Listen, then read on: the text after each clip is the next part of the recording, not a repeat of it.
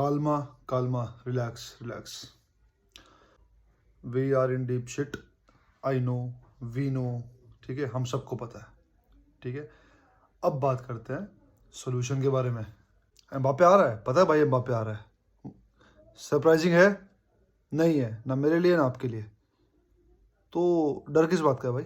ऐसा तो कुछ हुआ नहीं कि हमें पता नहीं था वो बाहर से आ रहा था, सडनली वो मैड्रिड चला गया, ऐसा नहीं है। दूसरी बात, एम्बापे आने से पहले के बारसा की जो हालत है वो बहुत अच्छी है यूरोप में, वो बहुत अच्छी ला लीगा में नहीं है। मैड्रिड से लगातार 2 मैच हार चुके हैं हम इस सीज़न के, ठीक। तो एम्बापे के आने के बाद क्या फ़र्क पड़ जाएगा? हद से हारेंगे ही ना, वो तो अब भी हार रहे हैं। तो रिलैक्स, ठीक है। यहाँ से चीज़ें बेटर करनी है, यहाँ से चीज़ें बेटर होंगी। कैसे होंगी वो इस वीडियो में डिस्कस करेंगे। ये होगा हमारा पहला टॉपिक। दूसरा टॉपिक हमारा होगा बायर्न म्यूनिख, ठीक है। बायर्न की ये हालत क्यों है? अगर बारसा की होती तो क्या प्रोपेगेंडा यूरोप में चलता। तीसरा हमारा जो टॉपिक है वो ये होगा कि बारसा यहाँ से कैसे इम्प्रूव करेगी to compete with Real Madrid for the next season. Galacticos era आ चुका है दोबारा, लेकिन हम डोमिनेट करने की कोशिश करेंगे in terms of game play. शुरुआत करते हैं भाई एम्बापे से। देखो 2-3 साल का ड्रामा हो गया था, आज नहीं तो कल ये होना ही था, और ये हो गया तो बेहतर है, हमारा डर खत्म हो गया। वरना हर सीज़न में हमारा डर ही होता था, हम यही न्यूज़ पढ़ते रहते थे कि एम्बापे आएगा, एम्बापे आएगा, अरे यार हमारा क्या होगा, हमारा क्या होगा। इस चक्कर में हम फोकस नहीं कर पाते थे अपने गेम पे, अपने ट्रांसफर्स पे, हम उसी डर में जीते थे। तो अब वो डर फाइनली खत्म हो गया है। This is first positive. I know Madrid strong होगी, तो मैड्रिड वैसे भी स्ट्रांग है यार। ऐसा तो है नहीं कि एम्बापे के आने से पहले मैड्रिड ने यूसीएल नहीं जीता, मैड्रिड ने ला लीगा भी जीता, ओके। मैड्रिड ने हर वो टूर्नामेंट जीता जो वो जीत सकती थी। हाँ, लगातार नहीं जीता होगा, पर शुरू में तो हैट्रिक भी मारी है। पिछले 2-3 साल में लगातार यूसीएल नहीं आया, तो एक बार तो कम से कम आया ही है। तो इससे बेहतर मैड्रिड क्या करेगी, और इससे वर्स्ट बारसा क्या करेगी जो हम अभी कर रहे हैं, ठीक है। बारसा को यहाँ से लड़ने के लिए 4-5 चीज़ों पे ध्यान देना बहुत ज़रूरी है। अब लोग बोलेंगे नहीं यार, we will compete, we will compete, we will compete with Madrid, पर कैसे? मैं सुबह से आज यहाँ पे क्रिएटर्स देख रहा हूँ, फुटबॉल की वीडियोस देख रहा हूँ क्रिएटर्स की, तो सुबह से वो रोना रो रहे हैं, एम्बापे आ रहा है, एम्बापे आ रहा है, अरे यार अब क्या होगा, अब क्या होगा। अरे हमें पता है, सोल्यूशन तो बता भाई, क्या हमें कम्पीट करना पड़ेगा। अरे कम्पीट कैसे करोगे, इसका सोल्यूशन तो दो। देखो यार, फाइनेंशियली हम मैड्रिड से अभी नहीं भिड़ सकते, फाइनेंशियली के अलावा भाई फिजिकलिटी में भी हम अभी मैड्रिड से नहीं भिड़ सकते। तो तरीका क्या है? तरीका क्या है? पहला तरीका, फ्रैंकी और रफीनिया को बेचो। मैं फ्रैंकी के बेचने के पक्ष में बिल्कुल नहीं था, ठीक है। रफीनिया को बेचने के पक्ष में मैं था। बिटवीन अराहो, फ्रैंकी और रफीनिया 2 बंदे जाने चाहिए, ठीक है। उन 2 बंदों में अराहो तो नहीं बेचना है भाई, ठीक है। वो हमारा कैप्टन है, उसके अंदर एक जील है, बैज को लेके एक डेडिकेशन है। फ्रैंकी को मैं एक न्यूज़ पढ़ रहा था, अगले 2 साल में 77 या 78 मिलियन यूरोज़ की हमें सैलरी देनी है। बारसा फैंस दिल पे हाथ रख के बताओ, क्या फ्रैंकी अच्छा खेला है इस सीज़न? नहीं खेला। जिसको फुटबॉल नॉलेज है वो बोलेगा नहीं खेला। तो यार हम किस बात के उसको 78 मिलियन यूरोज़ देंगे? नहीं देने चाहिए। तो सेल्फ फ्रैंकी, उसकी वेज में 38, रफली 38 भी नहीं यार, 39 मिलियन ईयरली वेज में कम से कम आप देखो 2-3 प्लेयर लेके आओ, उस वेज गैप में उसको सेट करो। क्योंकि फ्रैंकी के बस की अब नहीं है, उसकी बॉडी लैंग्वेज में वो दिख रहा है कि उसके पीछे एक भारी सा बैग बांधा हुआ है और वो भाग रहा है उसे लेके, ठीक है। उस पर भागा नहीं जा रहा, उसके कंधे झुक चुके हैं। और जब भाई किसी बंदे के अंदर जील ही नहीं है, उसको खिलाने का कोई फायदा नहीं है। पहला स्टेप क्या हो गया? हमें सेल करने हैं 2 प्लेयर्स हर कीमत पे, फ्रैंकी और रफीनिया। सेकंड स्टेप क्या होगा कंपीट करने की दिशा में? दूसरा, भाई बोल बोल के मर गया मैं, बोल बोल के मर गए सारे बारसा फैंस।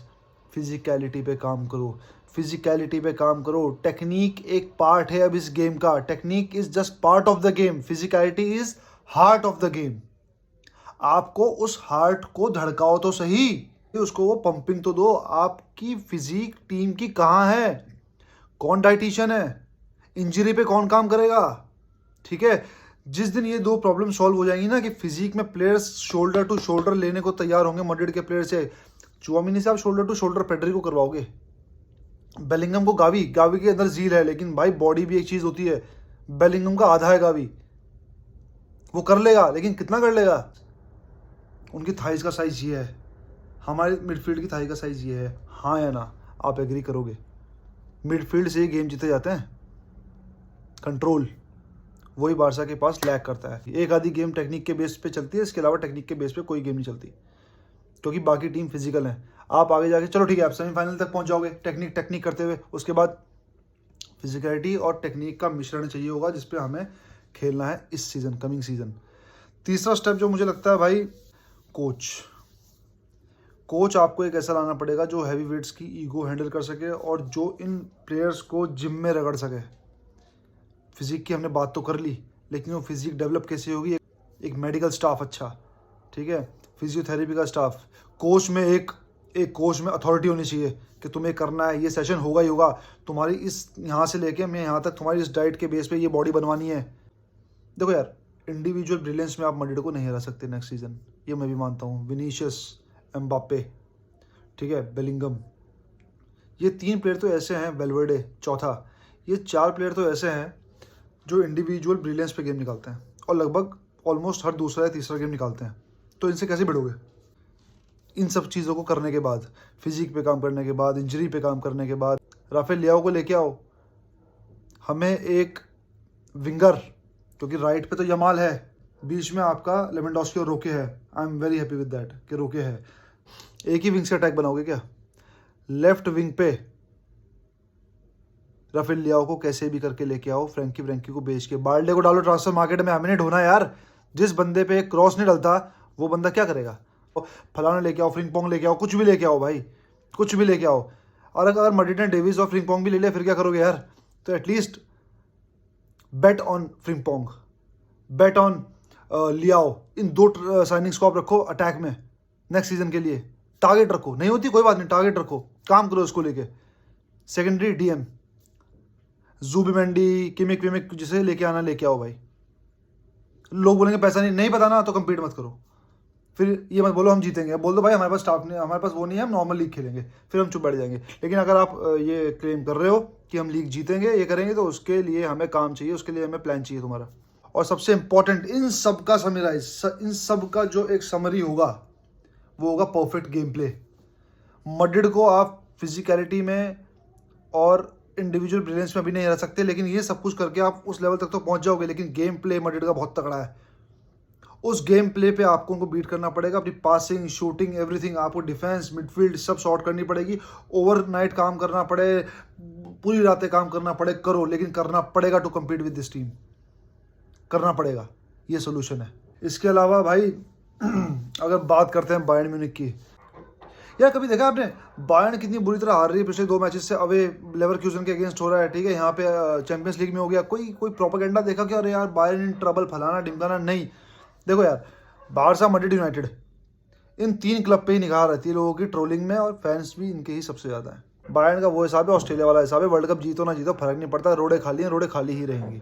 एक फार्मर लीग जिसमें तुम पता नहीं कितने सालों से जीतते हुए आ रहे थे, तुम्हें पेल दिया लेवरक्यूजन ने। प्लेयर्स की क्वालिटी क्या है लेवरक्यूजन तुम्हारी, वो तो अब दिखे ना। अब लोगों ने जाके उनके प्लेयर्स को रिकॉग्नाइज करना शुरू किया है। और बात रही टूकल की, भाई टूकल को मत लेके आना। अगर वो फ्लिक को ले आए बाई चांस बायर्न म्यूनिख वाले, टूकल को लेके मत आना। टूकल का फैन मैं नहीं हूँ, टूकल बर्बाद कर देगा। यहाँ पे हैं, इससे भी नीचे चले जाएंगे। वी नीड फ्लिक और क्लॉप। डिजर्वी का मेरे को कुछ नहीं पता। हाँ, मैंने अभी ये बोलोगना का गेम देखा था, 3-4 गेम देखे यार मैंने बोलोगना के, और टियागो मोटा ने क्या टीम कर रखी है भाई, मेरे को ऑर्गेजम आ गया। प्रॉपर टिका टाका देखा है मैंने बोलोगना का, प्रॉपर टिका टाका, बिलीव मी, मजा आ गया मुझे देख के यार टिका टाका। आप देखो वो मैच, फुटबॉल क्या होता है ना टिका टाका, वो बोलोगना बताएगी आपको, वो भी एवरेज सेट ऑफ प्लेयर्स। वो बंदा अगर आप लाते हो थर्ड ऑप्शन, सोचो उस बंदे की कितनी ज़्यादा, एक वो प्रेशर मत देना, ऐसे खिलाओ, वो बंदा बारसा को चेंज कर सकता है। After Flick, Klopp, then Thiago Motta is my preference भाई। हमारी टीम में कोई प्रॉब्लम नहीं है, मैं शुरू से कहता आता हूँ। Few set of players are problem, ठीक है, उनको बेचो इस सीजन और उनकी मार्केट में वैल्यू है, ठीक है। ट्रस्ट द प्रोसेस, आगे बढ़ते हैं भाई। इससे वर्स्ट क्या होगा, वैसे ही हम धूल में, ठीक है, और नीचे कहाँ जाएंगे भाई, यहाँ से सिर्फ ऊपर उठना एक ऑप्शन है। तो relax, compete with Madrid, negative होने की कोई ज़रूरत नहीं है। मैड्रिड एम्बाप्पे से पहले भी थी, मैड्रिड एम्बाप्पे के बाद भी है। इंडिविजुअल ब्रिलियंस पे 2 या 3 गेम जीते जा सकते हैं, पूरा टूर्नामेंट नहीं। मेसी तो बस क्या ही लेवल का प्लेयर है, तो बारसा सारे चैंपियंस लीग क्यों नहीं जीती, अर्जेंटीना सारे वर्ल्ड कप क्यों नहीं जीती? क्योंकि इट्स अ टीम गेम, तो let's play like a team. ठीक है, फिजिकलिटी भर दो, पूरा झोट्टे बना दो यार, प्लेयर्स को झोट्टे बना दो। शोल्डर टू शोल्डर एम्बापे को मारेंगे, शोल्डर टू शोल्डर विनी को मारेंगे। बिलीव करो अपनी फिजिकलिटी में, बिलीव करो अपनी टीम में, बिलीव करो अपने क्राउड में। क्या होगा यार, हद से हारेंगे ना, लड़ो ना यार। तुम मड्रिड से तो हारोगे, तो तुम्हें 38 में से 36 मैच बाकी टीम से जीत जाओ, 2 मैच हार जाओ, मड्रिड से क्या दिक्कत आ रही है? सोल्यूशन चारों तरफ है, लेकिन थोड़ा सा मेंटालिटी खोलने की जरूरत है भाई। टिल देन, विस्काल बारसा।